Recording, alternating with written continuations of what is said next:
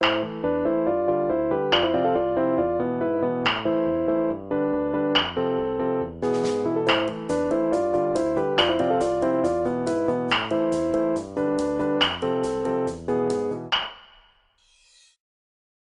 everyone, Prince B here.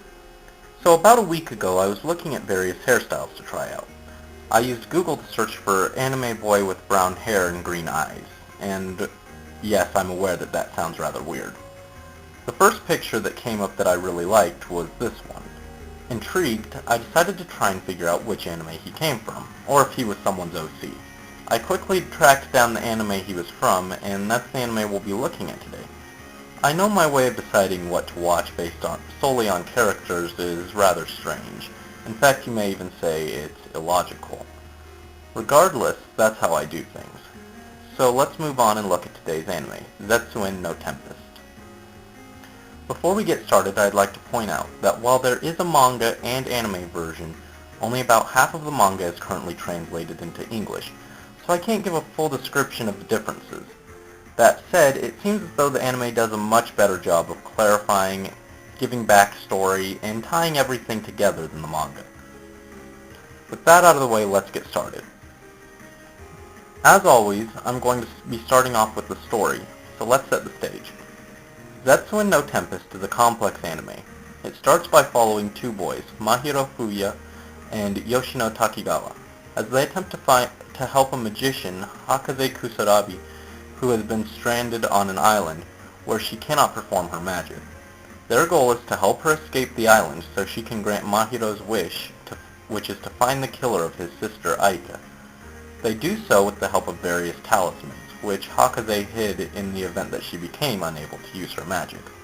These talismans allow them access to basic defensive magic, such as healing, creating barriers, and enabling high-speed movement. Because of this, the two boys, who have no actual magical ability of their own, go from normal boys to being rather badass, in that they're able to take down other magicians with much more experience and power using only these limited talismans. And neither these boys or the magicians have access to direct combat-based magic, such as fireballs or lightning, which means that they have to rely on their wits rather than just bashing everything that comes into their path. This makes things much more interesting. While all this is going on, the other members of the Kusarabi clan who stranded Hakaze are attempting to revive something known as the Tree of Exodus, or Tree of Zetsuen, which is said to have the power to destroy the world. Further, the tree's fruits, which are necessary for the revival, leave only destruction in their wake, as all organic life in the vicinity of the tree's fruits will become metallicized. Thus, to save Hakaze, the world, and find the truth behind the murder of Aika, Mahiro and Yoshino head to the site of the revival of the Tree of Zetsuen. This story has numerous references to Shakespeare's works, Hamlet and The Tempest, with Hakaze's entrapment on the island being a parallel to Prospero in The Tempest, in which a powerful magician is stranded on an island. Likewise, Mahiro's quest for revenge echoes Hamlet from the play of the same name. Although I can recognize some of the more basic references to Shakespeare's work, such as these basic parallels, as well as various quotations that are made, Master Moses is much better suited to explain these than I am, so I'll just leave it there. A very minor complaint that I had with this was that it never really mentioned how or why Mahiro's parents died, though it's implied at the beginning that they died at the same time as Aika. As the plot unfolds, this becomes more unlikely. This was likely used as a plot device to set up Mahiro as being completely alone, but the fact that his parents were forgotten and this left unexplained does cause a minor plot hole, though one of little significance, as Aika is far more important to the story's plot. Whether or not this is addressed in the manga, I can't say, due to the obvious translation issues. The story also leaves plenty of other things unanswered, and while normally I'd consider it a bad thing, it gives enough hints to make sense, while also leaving enough room for various interpretations and headcanons.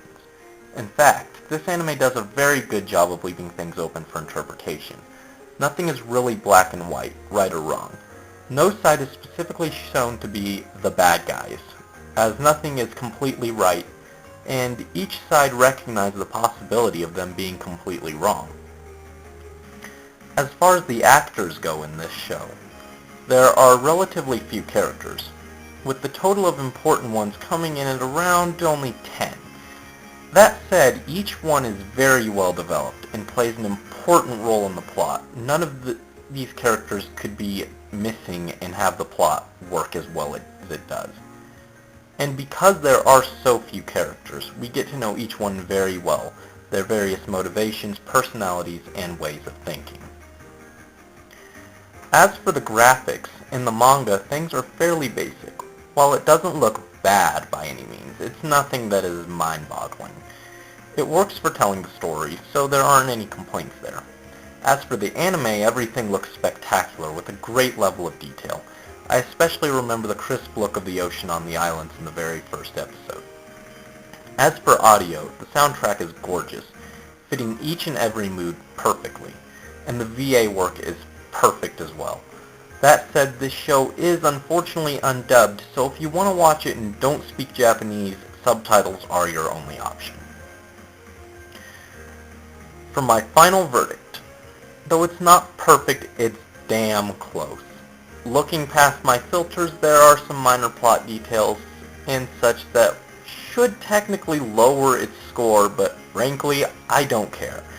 The fact that it brought me this much enjoyment and made me think so much about my own way of perceiving the world gets Zetsuen no Tempest, the Civilization Blaster, a 10 out of 10. Naturally, this is only my opinion, and if I didn't have my own biases, such as a love for butterflies and trees as symbolism, the attachment to the character designs, and so on, it would really only receive a score of a high 8 or 9. But I just had far too many reasons to rate it as high as I did. I didn't honestly intend to ever give anything I reviewed on this show a 10, but I just couldn't resist with this. There's maybe one other anime I can think of deserving of that score, so maybe we'll talk about it in the future.